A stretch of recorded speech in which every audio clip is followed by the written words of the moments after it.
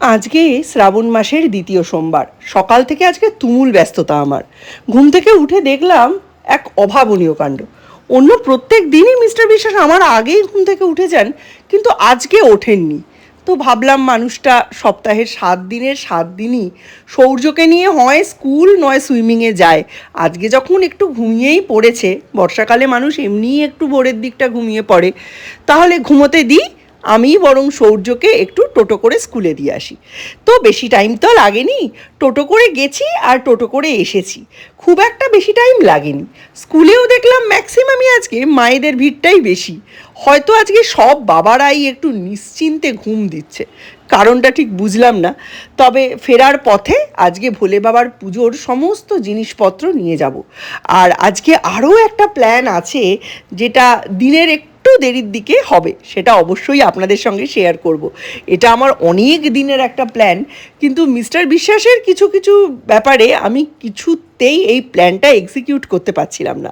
তাই আজকে কিন্তু আমি এই প্ল্যানটা এক্সিকিউট করবই। আর এই জায়গাটা আমার মিউট করার একদমই ইচ্ছে ছিল না। কি সুন্দর ভোলে বাবার গান বাজছিল, কিন্তু ওই যে কপিরাইট দেবতা, ওই কপিরাইট দেবতা অভিশাপ দেবে, ওই ভয়ে এটা মিউট করতে বাধ্য হলাম। তারপর ফেরার পথে আমাদের পাড়ার মোড়েই এই ফুলওয়ালি পিসি বসে। একটু দামটা চড়া, তবে মাল খুব ভালো দেয়। আর আজকের দিনে আমি কোনো দরাদরির দিকেই যাইনি, উনি যা বলেছেন তাতেই নিয়ে নিয়েছি। আসলে ওনাদেরও তো কিছু বিশেষ বিশেষ দিন থাকে, সেই দিনগুলোই ওনারা দামটা চড়া নেবেন, এটাই একদম ঠিক। এর থেকে বেশি আর কি বলবো। যেমন ভাদ্র মাস আসলে তালের দাম চড়া, জন্মাষ্টমীতে বাটার। Welcome back to Zinnia blogs. জিনিয়া ব্লগসের নতুন একটা ব্লগে সকলকে অনেক অনেক ওয়েলকাম। এখন বাজে 7:30, আর এখন থেকেই নতুন 7:30 না 8টা, আর এখন থেকেই নতুন একটা ব্লগ আরম্ভ করছি। আজকে শ্রাবণ মাসের দ্বিতীয় মহা সোমবার, তাই আজকে সকাল সকালই সমস্ত কিছু কিনে নিলাম। বাড়িতে আমার নীলকণ্ঠ আছে, আকন্দের মালা তো পাবো না, তাই আকন্দের মালা নিলাম। কী দাম হয়েছে! শিব ঠাকুরের পুজোর দিন আকন্দর মালাই কিনছি 30 টাকা, 40 টাকা, 50 টাকা। আমি কমের মধ্যে 40 টাকায় নিয়ে আসলাম। আর এখন বাকিদের যা অবস্থা, এই যে আকাশের অবস্থা, এই মালা একটু বেলা পড়লেই 40-50 টাকা হয়ে যাবে। আগের দিন আমি আকন্দর মালা পাইনি, শুধু নীলকণ্ঠ আর বেলপাতা দিয়েই পুজো দিয়েছি। আজকে ধুতুরোর ফল আর ফুল, আকন্দর মালা, বেলপাতা পুরোটাই পেয়েছি। তাই আজকে পুজো মনের মতো করে দিতে পারবো। মিস্টার বিশ্বাসকে আর তুলিনি। রোজই মানুষটা ওই সুইমিংয়ে নিয়ে যাওয়ার জন্য ওঠে, আজকে আর ওই জন্য তুলিনি। আজকে বললাম যে ঠিক আছে, আমি দিয়ে আসছি।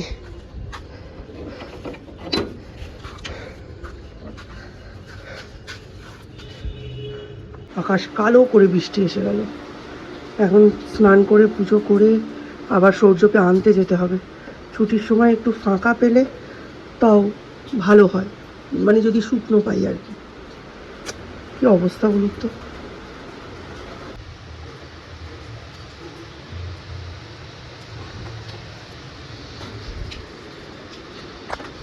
হয় সব সৌর্যকে নিতে যাওয়ার সময়, আর ওই সময় ফোনের চার্জ হয়ে গেছে 2%। আর আমার তো জানেনই যে চার্জ দেওয়া নিয়ে কি ঘোটালা চলছে। শুধু আমার না, মিস্টার বিশেষেরও চার্জারটা নষ্ট হয়ে গেছে। আর একটা অরিজিনাল চার্জার এখন 1000 ওয়াটের, সেটা 2000 টাকার কমে তখন পাওয়া যাচ্ছেই না। সুতরাং নেবো তো অরিজিনাল চার্জারই নেবো। সেই হিসেবে বিশ্বাসী হলে আমাদের দুটো চার্জার কিনতে হবে। আর আইফোনের চার্জারের অরিজিনাল যা দাম, সে তো জানেনই। সব মিলিয়ে আমাদের এত বড় বড় ধাক্কা আসছে না ফিনান্সিয়াল, যে একদম মনে হচ্ছে ঝড় বাতাসের মধ্যে নৌকা টলমল। যাই হোক, আজকে সৌম্য ব্যাংকে গেছিল, ওর কার্ডের যে প্রবলেমটা হচ্ছিল ওটা সলভ হয়েছে। এর মধ্যে আমরা টিফিন করেছি, আর এতক্ষণেও খাইনি। কেন খাইনি, কি করেছি সেটা দেখাই আপনাদের জন্য। এই যে এখন উঠেছে ঝকঝকে রোদ্দুর, কিন্তু সকালবেলা অবধি কিন্তু প্রচণ্ড বৃষ্টি হয়েছিল। তারপর হঠাৎ করেই রোদ্দুরটা উঠলো সূর্যকে নিয়ে আসার কাজ মিটে যাওয়ার পরে। আর এখানে আমি এইটাকে হ্যাং করেছি, দেখুন কত সুন্দর দেখতে লাগছে। আর ঠিক 1 সপ্তাহ পরে সূর্যের জন্মদিন, আর এবারে জন্মদিনটা পড়েছে একেবারে উপযুক্ত দিনে। মানে সূর্যের জন্ম হয়েছিল সোমবার, আর এবারে সোমবারই পড়েছে। 3রা আগস্ট হচ্ছে সূর্যের জন্মদিন, সোমবার ছিল। আর 5-6 বছর আগে, মানে 6 বছর আগে এই দিনটাই ছিল রাখি পূর্ণিমা। এবারে কিন্তু রাখি পূর্ণিমা পড়েনি, এবারে পড়েছে নাগ পঞ্চমী। তো সূর্যের জন্মদিন চিরকালই আমার কাছে খুব স্পেশাল, কারণ এটাকেই আমি মনে করি আমার প্রকৃত মা হয়ে ওঠার দিন। দ্বীপের সময় এতই ছোট ছিলাম আর মায়ের এত হেল্প পেয়েছিলাম, মানে শাশুড়ি মায়ের। আমি ঠিক মাতৃত্ব কী জিনিস, কিভাবে বাচ্চার জন্ম দেওয়ার পর তার টেক কেয়ার করা, তাতে কতটা কষ্ট, কিভাবে ধীরে ধীরে, জন্ম দিলেই তো মা হওয়া যায় না, ধীরে ধীরে কিভাবে মা হয়ে উঠতে হয়, কিভাবে তার সমস্যাগুলোকে সমাধান করতে করতে একটা বাচ্চাও যেমন বড় হয়ে ওঠে, একটা মাও অভিজ্ঞতায় বড় হয়ে ওঠে, প্রাজ্ঞ হয়ে ওঠে, সেটা আমি সৌর্যের সময় বুঝতে পেরেছিলাম। তাই সৌর্যের জন্মদিন আমার কাছে খুব স্পেশাল। আর সৌর্যকে আঁকড়ে ধরেই কিন্তু আমি দীপের ভালো মা হতে পারি, কারণ দীপের ছোট থেকে বড় হওয়ার মধ্যে পড়াশুনো বাদে আমার আর কোনো কন্ট্রিবিউশন নেই, যেটা সৌর্যের জন্য আমার রয়েছে। সৌর্যকে পড়াতে বসালে দীপের কথা আমার এত মনে পড়ে। এত ওবিডিয়েন্ট একটা ছেলে ছিল, কি বলবো। এখনো দীপ যথেষ্ট ওবিডিয়েন্ট, কিন্তু এই সৌর্য একটা কথা শোনে না, জানেন। দীপের হাতের লেখা খাতায় যদি এখনো দেখেন, মুক্তোর মতো, তার ধারে কাছে যায়নি সৌর্যের হাতের লেখা। তাও লোকে বলে সৌর্যের হাতের লেখা নাকি ভালো, ভগবান জানে। দেখছেন লিস্টখানা, এতে 1 থেকে 10 রোল নাম্বার অব্দি সব মেয়ে, শুধু 3, 4, 5 সৌনক সাহা, সৌর্যদীপ বিশ্বাস আর দেবরূপ চান্দা, এই কজন হচ্ছে ছেলে। এর মধ্যে যদি ও কোয়ালিফাই করতে না পারে, 10th মধ্যে থেকে যদি বেরিয়ে যায়, আর কিচ্ছু করার নেই। আর সেন্ট লুকের রুলস কি বলুন তো, হাফ ইয়ারলিতে যার যে পজিশন হবে, অ্যানুয়ালিতে সেটাই থাকবে। হাফ ইয়ারলিতে যদি সৌর্যকে 3rd, 2nd বা 1st মধ্যে আমি রাখতে না পারি, তাহলে কিছুতেই অ্যানুয়ালের রেজাল্ট ভালো হবে না, সে যতই ভালো রেটিং। 10:30 আমি এখন মাছের ঝোল চাপাতে যাচ্ছি। এদিকে চলছে সিরিয়াল, তবে আমাকে এখন সিরিয়াল দেখলে আর চলবে না, মাছের ঝোলটা করতে হবে। আর কালকে দীপের টিফিনও কিছু একটা বানিয়ে রাখতে হবে। কি যে করব, হাতে পায়ে কিছু বুঝে পাচ্ছি না। সব থেকে বেশি সময়টা তো সৌর্যকে পড়াতে লেগে যায়। সৌর্যকে পড়িয়ে উঠতে উঠতেই মিস্টার বিশ্বাস এলেন। এখন সৌম্য আর মিস্টার বিশ্বাস, সৌর্য সবাই মিলে ওপরে আমাদের ঘরে যে কম্পিউটারটা আছে ওটা ঠিক করার চেষ্টা করছে। বায়োটেকে অ্যাকচুয়ালি একটা ল্যাপটপ বা একটা কম্পিউটার হলে ভালো হয়। একটা পুরনো ল্যাপটপ ছিল, কিন্তু সেটাকে আর সরানো গেল না। আর এখন আমি রান্না বান্না কালকে সমস্ত ব্যবস্থা করছি, কারণ কালকে 7:05 মধ্যে দীপ বেরিয়ে যাবে। ওকে টিফিন দিতে হবে, প্লাস রাতে আমাদের খাওয়া দাওয়া করে তাড়াতাড়ি শোয়া আছে। কালকে সৌর্যের স্কুল আছে, এবং এর মধ্যে সৌর্যের স্কুল থেকে কিন্তু হাফ ইয়ারলি রুটিনও এসে গেছে। হাফ ইয়ারলি পরীক্ষার দেরি আছে, প্রায় 1 মাসের কাছাকাছি দেরি আছে, কিন্তু রুটিন চলে এসছে। সুতরাং আমাকে একদম জোর কদমে লেগে পড়তে হবে। তো এই সমস্ত কিছুই চলছে, তাই এর মধ্যে আমি আর ওই জন্য ব্লগটা শ্যুট করতে পারিনি। মানুষের উপকার করতে নেই, বুঝলেন। কালকে এত দয়া মায়া করে বরটাকে কাঁথা চাপা দিয়ে ঘুম পাড়িয়ে রেখে বাচ্চাটাকে পৌঁছলাম, আর আমাকে বলে কি না, তুমি আমায় ঠিক সময় ঘুম থেকে ডাকোনি, তাই আমার ঘুম ভাঙেনি, আমার অফিস যেতে লেট হয়ে গেছে। ভাবুন কি অবস্থা। যা, উঠে গিয়ে সৌর্যকে সুইমিংয়েও নিয়ে যা, স্কুলেও নিয়ে যা, আর দীপও বেরোক। এই করে করেই আমার জীবনটা পুরো শেষ হয়ে গেল বন্ধুরা। এর জীবনের কোনো উন্নতি আমি করতে পারলাম না আজ অবধি। আজকে আমার জন্য সৌর্য অনেক কাজ রেখেছে। কালকে নিচের যে চাদরটা ছোটো ঘরে যেখানে ও পড়তে বসে, সেখানে টয়লেট করেছে। আর এই বর্ষাকালে এই হচ্ছে সমস্যা। আজকে ওপরের চাদরটায় টয়লেট করেছে, অ্যালং উইথ যে চাদরটা জড়িয়ে শুয়ে থাকে সেটাও ভিজে গেছে। সব কাচ্ছি, ভগবানের অশেষ দয়া যে সকাল থেকে বৃষ্টি হলেও এখন ওয়েদারটা ঠিক রকম আলো আলো পরিষ্কার। আজকে তাড়াতাড়ি করে সব কিছু রোদে দিয়ে দেবো। রান্না বান্না সেরকম কিছু নেই, কারণ সৌম্যও থাকছে না, মিস্টার বিশ্বাসও থাকছে না। আজকে খালি যেটা রয়েছে সেটা হচ্ছে সৌর্য আর আমার দুটো অমলেট করব। কালকের একটু মাছের ঝোল আছে, অমলেটটা করে মাছের ঝোলের মধ্যে অমলেটটা ফেলে দিয়ে একটু ঝোলটা কমিয়ে রেখে দেবো, ভাত দিয়ে দুজনে খেয়ে নেবো। একটা বেলা মিটে গেল। কালকে দিয়েছে পরীক্ষার রুটিন, এখন এইটা নিয়ে আমার মাথা খাটাতে হবে। এতক্ষণ ধরে কোনো কাজই হলো না, জামা কাপড়গুলো কাচাই হলো, এত সুন্দর রোদটা কোনো ইউটিলাইজই হলো না। বাড়ি এসে চাদরগুলো মেলতে মেলতেই হয়ে যাবে প্রায় তখন 11টা, সোয়া 11টা, কিছু শুকোবে না। আসলে বিপত্তারিণী পুজোর ব্লগটায় এত ভয়েস ওভার ছিল যে দিতে দেরি হয়ে গেল। আর তারপরে বেশ কয়েকদিন আমি ব্লগ করেছি, কিন্তু সেটা কমপ্লিট করতে পারিনি। রাতের দিকে ব্লগটা একদমই হচ্ছে না, কারণ এতদিন আমি ভাবছিলাম যে 10 তারিখের মধ্যেই আগস্টের পরীক্ষাগুলো শুরু হয়ে যাবে, কিন্তু কালকে দেখলাম 24 তারিখ, 21 তারিখ, 22 তারিখ এরকম সময় থেকে শুরু, তাও ওরাল, আর পরীক্ষা পিছিয়ে সেপ্টেম্বরে নিয়ে চলে গেছে। তো এতটা জোর এখন দেওয়ার কোনো দরকার নেই, বাট লুজ দেওয়া যাবে না, যা শিখিয়েছি সব ভুলে যাবে। চোখে রোদ্দুরটা দেখে আফসোস হচ্ছে, জানেন। প্রায় 1 ঘন্টা শুধু ব্লগে ভয়েস ওভার দিতেই কেটে গেল। যত সৌর্যের জন্মদিনটা কাছে আসতে থাকে, আমার মনের মধ্যে ওই 6 বছর আগের স্মৃতিগুলো এত মাথা চাড়া দিয়ে উঠতে থাকে, কি বলবো। ফেসবুকে মাঝে মধ্যেই এসব নিয়ে লিখি। ততদিন আমার নিঃশ্বাস চলবে, আমার বেঁচে থাকা চলবে, ততদিন এগুলো থাকবে। পুরোনোটা কালকে যেটা ফেলে গেছিলে, তাহলে চল। 2 বটলস চলো তাড়াতাড়ি হাঁটো সূর্যমণি, কি হলো পায়ে? এ তোজোর জন্মদিনে দেখো কি সুন্দর করে কার্ডটা বানিয়েছে।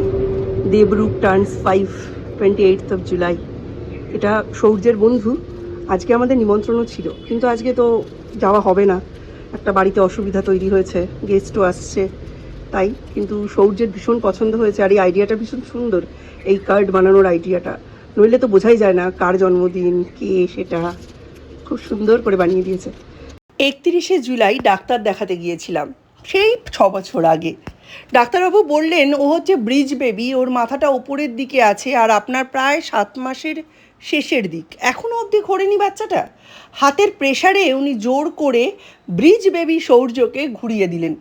তার পরের দিন অর্থাৎ 1 তারিখে আমার ইউএসজি হলো, এবং তাতে জানা গেল যে সৌর্য সেফালিক পজিশনে চলে এসছে। অর্থাৎ বাচ্চা হওয়ার জন্য যে আদর্শ পজিশন, মাথা নিচে এবং পা ওপরে, সেই রকম হয়ে গেছে। সেই শুনে আনন্দ প্রকাশ করতেই যাব, তখনই ডাক্তারবাবু বললেন আপনার আনন্দ নয়, আপনার ভয় পাওয়ার কথা। আপনার অ্যামনিওটিক ফ্লুইড বা জল খুবই কম, কোথাও না কোথাও একটু লিকেজ হচ্ছে। আপনি হয়তো পুরো প্রেগনেন্সিটা এটা টানতে পারবেন না, প্রচুর রেস্টের দরকার, ডাবের জল দরকার, দরকার মেডিকেশন। এবং তখন ছিল কোভিড পিরিয়ড, 2020 সাল। তাহলে বুঝতেই পাচ্ছেন অবস্থা তখন আমাদের কীরকম হয়। এসে তো মিস্টার বিশ্বাস আমাকে শুইয়েই দিলেন, কিন্তু 1 তারিখটা হোল্ড করে গেলেই 2 তারিখে আমাদের ডাক্তার দেখানোর কথা। আমি সেই কথাটা না মেনে 1 তারিখেই রাত্রিবেলায় ডাক্তার দেখানোর সিদ্ধান্ত নিলাম। কিন্তু সৌর্য নড়াচড়া ভালোই ছিল, তাই আলটিমেটলি সেই ডাক্তার দেখানোটা চলে গেল 2 তারিখ সকালবেলায়। তখনও অবধি সৌর্য ঠিকঠাক, তবে একটু অল্প নড়ছে। কিন্তু ডাক্তার দেখেই লিখে দিলেন আর্জেন্ট অ্যাডমিশন ইন জেএনএম, অর্থাৎ কল্যাণী জেএনএমে আর্জেন্টলি ভর্তি করতে হবে। অ্যামনিওটিক ফ্লুইড অত্যন্তই কম, প্রি ম্যাচিওর ডেলিভারি হবে। আর সেটা হলে কাছাকাছি জেএনএম ছাড়া আর কোনো জায়গা নেই যেখানে বাচ্চাকে রাখা যেতে পারে। জেএনএমে সঙ্গে সঙ্গে আমায় ভর্তি নিয়ে নেওয়া হয়, এবং সঙ্গে সঙ্গে ইউএসজি করে জানা যায় 3 তারিখ দুপুরের মধ্যেই আমার ওটি হবে। এবং এতটাই তাড়াতাড়ি ওটি হওয়ার জন্য সারা রাত্রির ধরে 4 ঘন্টা অন্তর অন্তর চলবে লাংস ইমপ্রুভমেন্টের যে ইঞ্জেকশন, সেটা। অর্থাৎ এই সময় প্রিম্যাচিওর বাচ্চাদের লাংস তো পুরোপুরি তৈরি হয় না, কারণ সমস্ত বডি তৈরি হয়ে গেলেও লাংস হয় সবার শেষে। সেইটা যাতে ম্যাচিউরিটি হয় সেটারই ইঞ্জেকশন চলবে। এখানে কিন্তু সৌর্য ওপরে ছাদ থেকে ঘুরে এসে নিজের জন্মাষ্টমীর ব্লগ দেখছে। এই ব্লগটা আপনারা ইউটিউবে পেয়ে যাবেন, সেটা আপনারা ইচ্ছে করলেই দেখতে পারেন। সৌর্য ছোটোবেলার ব্লগগুলো নিজে নিজেই মাঝে মধ্যে ঘুরিয়ে ফিরিয়ে দেখে, আসলে ওদের জন্যেই তো এগুলো করা। তো ফিরে আসি পুরনো কথায়। 4 ঘন্টা অন্তর অন্তর 2 তারিখে চললো লাংস ম্যাচিউরিটি ইঞ্জেকশন, আর তারপর 3 তারিখে দুপুরবেলার দিকে আমার অপারেশন করে, সি সেকশন করে, কারণ অ্যামনিওটিক ফ্লুইড ছিল না, একদম বাচ্চা কম্প্রেস হয়ে যাচ্ছিল। সৌর্যের জন্ম হয়, রাখির দিন ছিল, সবাই ভেবেছিল মেয়েই হবে, এবং হার্টবিটও বলছিল মেয়েই হবে। কিন্তু সকলের সব চিন্তাধারা তুচ্ছ করে বীরের মতো কোভিড সিচুয়েশানে উনি আবির্ভূত হন। সৌর্যদীপ নামটা আমার আগে থেকেই ঠিক করা ছিল, ভেবেছিলাম যদি মেয়ে হয় জিনিয়ার সঙ্গে মিলিয়ে জাহ্নবী রাখবো নামটা, তবে ছেলে হলে সৌর্যদীপ বা সৌর্য নামটাই রাখার প্ল্যান ছিল। যে ছেলে সব বাধা তুচ্ছ করে এভাবে আসতে পারে এবং টিকে যেতে পারে, তার নাম সৌর্য হওয়াই বাঞ্ছনীয়। আমার ননদের মেয়ে মৌ, ওর নাম দিয়েছিল আর্য, অর্থাৎ বীর। আর সেই দিনের গল্প আরও অনেক বাকি আছে। আমার ননদের, আমার হাজবেন্ডের, আমার ভগ্নিপতের প্রচুর কন্ট্রিবিউশন আছে। সেই গল্পও আস্তে আস্তে আপনাদের সাথে কোনো এক সময় করব। বিকেলবেলায় ছাদে ওঠা হয় না অনেক দিন, কারণ ছাদ থেকে গাছগুলো নামিয়ে দেওয়া হয়েছে, তাই ছাদে ওঠার আর কোনো কারণ বা উদ্দেশ্য খুঁজে পাই না, তাই বিকেলবেলা ওঠা হয় না। আজকে উঠেছিলাম, বেশ ভালো লাগলো। ছাদে উঠে সৌর্যকে কত কিছু দেখালাম, পাখি, মৌচাক, অনেক কিছু। তারপর এসে গরম লেগে গেছে, এই যে ফোনটাকে ঘাড়ের মধ্যে নিয়ে বসে আছে। আজকে সৌম্য গেছে কলেজে, আর আজকে ফিরবেও একটু দেরি করে। ওদের নাকি আজকে প্র্যাকটিক্যাল রুমসগুলো দেখাবে। বায়োটেকনোলজি অ্যাকচুয়ালি প্র্যাকটিক্যাল বেস একটা জিনিস। শোনা গেছে নাকি 3 থেকে 5 ঘন্টা বা তার থেকেও বেশি প্র্যাকটিক্যাল হয়, তার মানে পুরো সময়টাই ওদের দাঁড়িয়ে কাটাতে হবে। সেই রুমটাই আজকে দেখাতে নিয়ে গেছে। তবে ল্যাব কোট, প্র্যাকটিক্যালের সমস্ত জিনিস, বায়োলজি বক্স ফক্স নিয়ে গেছে। তবে আমার মনে হয় না বায়োলজি বক্সের তেমন কোনো কাজ আছে। আমি জুলজি নিয়েছিলাম, আমি জুলজি স্টুডেন্ট। আমার কিন্তু বায়োলজি বক্সের প্রচুর কাজ ছিল, আমাদের প্রচুর কাটাছেঁড়ার কাজ ছিল। কিন্তু বায়োটেকনোলজি হচ্ছে এমন একটা সাবজেক্ট, যে সাবজেক্টে বায়োলজির থেকে কেমিস্ট্রির পোর্শন অনেক বেশি, এমনকি স্ট্যাটিস্টিক্সও অনেক বেশি পরিমাণে আছে। সেই কারণে আমার মনে হয় না বায়োলজি বক্সটা ওদের ততটা রেলিভেন্ট হবে। জানি না, তবে বলেছে যখন একটা কিনতেই হবে। আর সৌম্য কী কী জিনিস কিনতে চায় সেগুলো আর অনলাইনে অর্ডার করবো না, মানুষ দুটো যাচ্ছে কলকাতাতেই, তো কলকাতা থেকেই কিনে নেওয়া আমার মতে বুদ্ধিমানের কাজ হবে। তো এখন তো সৌম্যর ডিপার্টমেন্ট বলেই দিয়েছি, মিস্টার বিশ্বাসকে আমি ট্রান্সফার করে দিয়েছি, সুতরাং আমি এসব ব্যাপারে মাথাটা একদমই ঘাটাচ্ছি না। আগে আমাদের কলেজে ক্লাস শেষ হয়ে যাওয়ার পর আমাদের জিজ্ঞেস করলো যে তোমরা কি একটু ল্যাবটা দেখতে যাবে, যে তোমরা ল্যাবটা তো প্র্যাকটিক্যাল করবে, কামিং 1 মান্থের মধ্যে স্টার্ট হয়ে যাবে প্র্যাকটিক্যালস, তখন তোমরা কি এখন ল্যাবটা দেখবে? তো সবাই বললো চলো দেখে আসি। স্যার ম্যাডামকে বললাম অ্যাকচুয়ালি, তো নিয়ে গেল। এবার আমাদের ক্লাসরুমস আছে হচ্ছে 3rd ফ্লোর থেকে 6th ফ্লোর অবধি, অ্যান্ড ল্যাবস আছে 7th ফ্লোর থেকে 9th ফ্লোর অবধি। ঠিক আছে, 7th ফ্লোর থেকে 9th ফ্লোর অবধি পুরোই ল্যাব, মানে 3 তলা পুরো ল্যাব। তো ওখানে 9th ফ্লোরে গিয়ে আমরা অনেক কটা ল্যাব দেখলাম, ম্যামের নিজস্ব ল্যাবটা দেখলাম, অনেকগুলো ল্যাব আছে। আমরা স্পেসিফিক্যালি মাইক্রোস্কোপের ল্যাবটা দেখলাম। ম্যাম যিনি মানে নিয়ে গেছিলেন, তিনি অ্যাকচুয়ালি আরএনএ টেকনোলজির টিচার, ওনার পার্সোনাল ল্যাবটা দেখালেন। দেন উনি ম্যামেলিয়ান সেল বায়োলজির যে স্পেশালাইজেশন, ওই ল্যাবটা দেখালেন। ওই ল্যাবটার ভেতরে ঢুকতে দেওয়া হয়নি, বিকজ ওই ল্যাবটায় যারা স্পেশালাইজড লোকজন, মানে ওই ফিল্ডে তাদেরকে দ্বারা ঢুকতে দেওয়া অ্যালাউড না, মানে পুরোই রেস্ট্রিক্টেড, আলাদা করে কেউই ঢুকতে পারে না। ঠিক আছে, ওই ম্যামই ঢুকতে পারে, আর বাকি দুজন যারা ওখানে কাজ করে তারা ঢুকতে পারে। আর একটা ইকুইপমেন্টসের ঘরগুলো দেখা ছিল, একটা রেফ্রিজারেটর দেখালো। রেফ্রিজারেটরটায় সবসময় ভেতরে -80 ডিগ্রি সেলসিয়াস মেনটেন হয়। ঠিক আছে, তারপরে অটোক্লেভ দেখালো, যেটা দিয়ে স্টেরিলাইজেশন হয়। একটা পাওয়ারফুল মাইক্রোস্কোপ দেখালো। দেন ইলেকট্রন মাইক্রোস্কোপ তো তুই প্রথম দেখলি? ইলেকট্রন মাইক্রোস্কোপ জানি না, এখন আজকে দেখায়নি ইলেকট্রনটা। পাওয়ারফুল মাইক্রোস্কোপ বললি, তারপরে তো ইলেকট্রনই দেখিয়েছে। দেখায়নি আজকে, মানে হাই-ফাই লেভেলের কম্পাউন্ড ছিল। হ্যাঁ, ঠিক আছে। আর একটা তোমার সেন্ট্রিফিউজ মেশিন ছিল, যেটা RPM 13,000 বাবা 13,000 রোটেশনস পার মিনিট করানো যায়। দেন একটা ব্যাকটেরিয়া গ্রো করার কালচার করা দেখালো, যে মানে ওই গ্রিন হাউস টাইপের, যে একটা টেম্পারেচার আর সব কন্ডিশনস মেনটেন হয়, ওটাকে সারা রাত বলে দিল নিশ্চয়ই যে কি পরে যেতে হবে, কি ইউজ, কারণ ভেতরে তো খুব মানে অসুবিধা। তেমন কিছু গ্লাভস, তারপরে মাস্ক, এসব প্র্যাকটিক্যাল শুরু হবে তখন বলে দেবে। আপাতত আজকে শুধু দেখিয়েছে, এমনি দেখাতে নিয়ে গেছিল। তারপর বললো 10th ফ্লোরে এখন যাওয়াটা নিষেধ, বিকজ 10th ফ্লোরে এখন শুধু 1-2 যেতে পারে, সেটাও শুধু ফ্যাকাল্টি, স্টুডেন্টদের যাওয়া একদমই নিষেধ। বিকজ 10th ফ্লোরে বললো একটা ইনস্ট্রুমেন্ট আছে, খুবই ডেলিকেট ইনস্ট্রুমেন্ট, যেটার ভ্যালু নিয়ার 1 CR। হ্যাঁ হ্যাঁ, তো বললো ওই ফ্লোরে এখন কাউকে যেতে দেওয়া হয় না, বিকজ ওইটা লাইক খুবই ডেলিকেট, মানে একটু ঝাঁকাঝাঁকু করলেই যাবে ওটা। চাকাচাকু করবি বা কেন? ঠিক আছে, তো বললো ওখানে এখন কাউকে যেতে দেওয়া হয় না, তবে আছে একটা জিনিস আছে, বলে রাখলাম। ফাইনাল ইয়ারে হয়তো দেখাবে তোদের, দেখাতেও পারে। এমনি এখন ক্লাস করে ভালো লাগছে তো, বোঝা যাচ্ছে। হ্যাঁ, রোজ খুব ভালো প্রপারলি ক্লাস হয়, প্রপার টাইমিং মেনটেন করে একদম ক্লাস হয়। বলুন, আজকের মতো ব্লগটা এখানেই শেষ করলাম। নতুন ব্লগে আবার আপনাদের সঙ্গে দেখা হবে। Tata, bye bye, good night.